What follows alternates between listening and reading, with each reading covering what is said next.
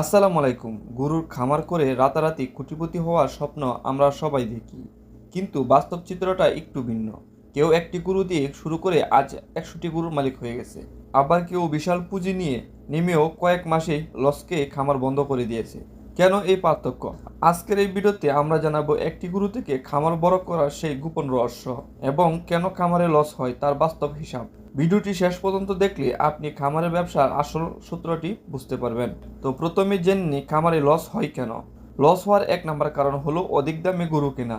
আপনি হাটে গিয়ে কোনো কিছু না বুঝে আপনি চড়া দামে গরু কিনে ফেলেন। শুরুতেই আপনি এক ধাপ পিছিয়ে গেলেন খামার করা থেকে। দ্বিতীয় কারণ হলো খাবার খরচ নিয়ন্ত্রণ করতে না পারা। অনেকেই বাজার থেকে কেনা ফিডের উপর শতভাগ নির্ভর করে, যা আপনার লাভ্যাংশ কমিয়ে দেয়। এছাড়াও সঠিক সময়ে কীটনাশক ও ভ্যাকসিন না দেওয়ার এবং খামারের পরিষ্কার পরিচ্ছন্নতা অবহেলার কারণে গরু অসুস্থ হয়ে বড় ধরনের লোকসান ডেকে আনে।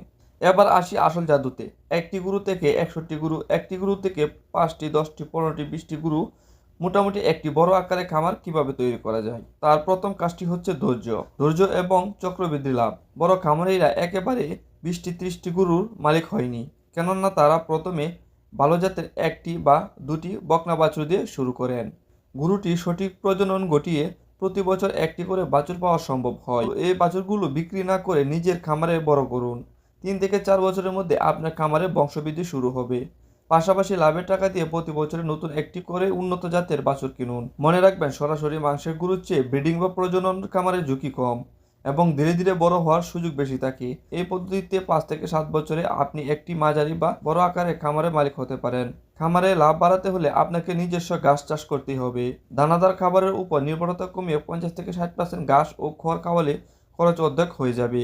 এছাড়া খামারে গোবর দিয়ে জৈব সার, বায়োগ্যাস তৈরি করে অতিরিক্ত আয়ের পথ বের করতে পারেন। মেধা আর সঠিক পরিকল্পনা থাকলে একটি গরুই যথেষ্ট আপনার ভাগ্য বদলাতে। ভিডিওটি ভালো লাগলে লাইক দিন এবং আপনার মূল্যবান মতামত কমেন্টে জানান। পরবর্তী ভিডিওতে আমরা দেখাবো কোন জাতের গরুতে লাভ বেশি হয়। ততক্ষণ ভালো থাকবেন, সুস্থ থাকবেন। আসসালামু আলাইকুম।